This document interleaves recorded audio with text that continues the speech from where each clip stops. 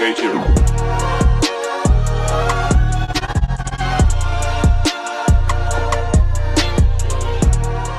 Y tal como lo dice el título del video, el día de hoy voy a estar repasando 3 cosas que ha hecho todo minero de criptomonedas. Minero, llámese de Bitcoin, Ethereum o cualquier otra criptomoneda. Estaré repasando 3 cosas que indudablemente alguna vez un minero ha hecho, sobre todo al comienzo. Así que quédate en este video para que descubra estas 3 cosas que todo minero de criptomonedas ha hecho. Pero antes de seguir en el video, te invito a que te suscribas al canal y actives las notificaciones para estar informado. Y en el número 1 de este ranking de cosas que ha hecho todo minero de criptomonedas, sobre todo al comienzo, es estar obsesionado con estar viendo cada rato el estatus del minero. Esto es algo que es muy común que suceda. Yo recuerdo cuando comencé con esta actividad de la minería, ya hace más de 2 años, en un comienzo con mis primeros equipos, era algo compulsivo, obsesivo por así decirlo, ya que cada 5 minutos, 10 minutos, estaba viendo allí en el teléfono cómo marchaba todo lo que era el desempeño del equipo, ¿no? El estatus del minero. Esta ventana donde nos aparece la temperatura, la velocidad de los ventiladores y la potencia de minado del equipo, ¿no? Luego ya comencé a dejar de estar viendo eso de manera compulsiva, pero al principio es algo muy común, ¿no? De que uno esté cada rato viendo en el teléfono cómo marcha el equipo, ¿no? Eh, Tampoco sería bueno o idóneo, como también le pasa a mucha gente, de que coloque el equipo y luego se olvida de él. Piensa que el equipo es simplemente conectarlo y ya, ¿no? Y si es bueno, por lo menos un par de veces al día estar chequeando de que todo marche bien, ya que estos son equipos que a veces se recalientan, a veces tienen fallas, y estar chequeando que el equipo le esté haciendo su desempeño normal es importante, ¿ok? Así que bueno, ya saben, ni verlo cada 5 minutos, el miner status o el estatus del minero, pero tampoco pasar muchos días sin estarlo viendo porque quizás el equipo tiene una falla y ustedes no se dan cuenta a tiempo. Así que en el número 1, estar obsesionado con ver el estatus del minero. Y en el número 2 tenemos no entender realmente cómo funciona la dificultad. ¿Ok? Esto es un error que yo cometí también cuando inicié en esto de la minería. Como les dije, ya hace más de 2 años aproximadamente. Y bueno, hay mucha gente que piensa que la dificultad no importa mucho a largo plazo, o hay gente que inclusive ni siquiera entiende o sabe que existe la dificultad en cualquier red de minado, no solamente de Bitcoin, sino cualquier otra criptomoneda. Y es algo que hay que tener muy en cuenta de cara al futuro, ¿no?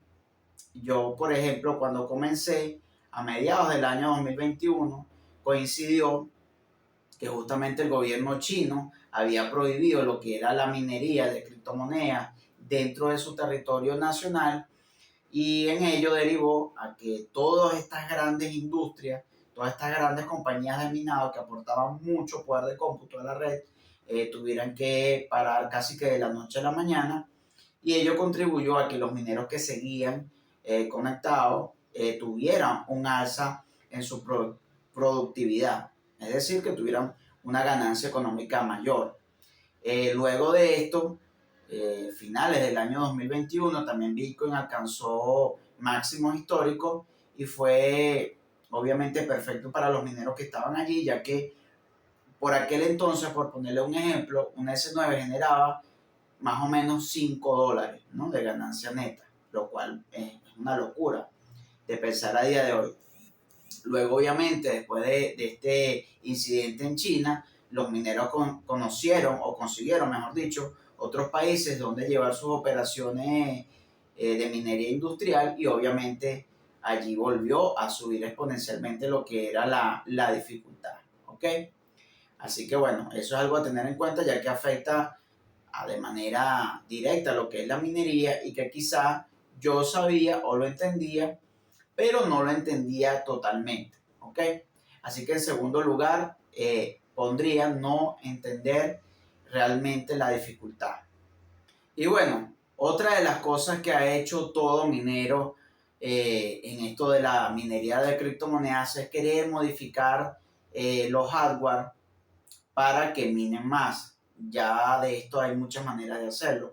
La principal es cambiar lo que es el sistema operativo o el software, por así decirlo, de cada uno de estos equipos para que el equipo pueda estar generando más ganancias.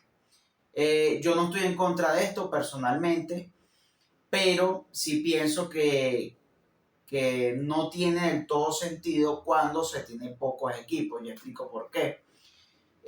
Todas estas mineros ASIC o llámese tarjetas gráficas vienen para tener ciertos parámetros, ciertos rangos ya estipulados por el fabricante.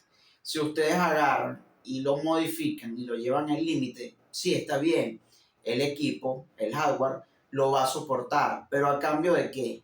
Obviamente, si llevamos al límite estos equipos, es más probable que suceda algún problema, algún sobrecalentamiento o simplemente que se desgaste más rápido lo que es alguna de las partes y en esto derive una disminución de la vida útil.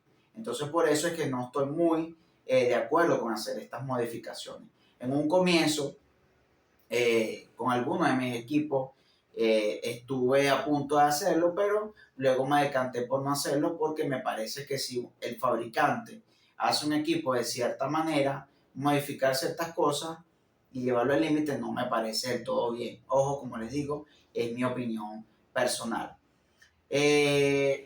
Cuando yo les diría que me parece pertinente o aceptable hacer esto, bueno, cuando por ejemplo tengas una cantidad muy grande de equipos, ya equipos, no sé, 20, 30, 40 equipos, y supongamos que ustedes tienen un equipo de alrededor de 100 terahash y que le hagan un overclocking para que cada equipo tenga unos 10 o 15 terahash más.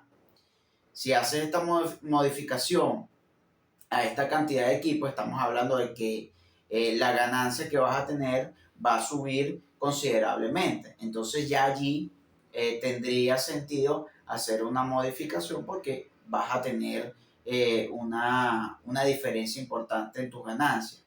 Pero el resto no lo recomendaría.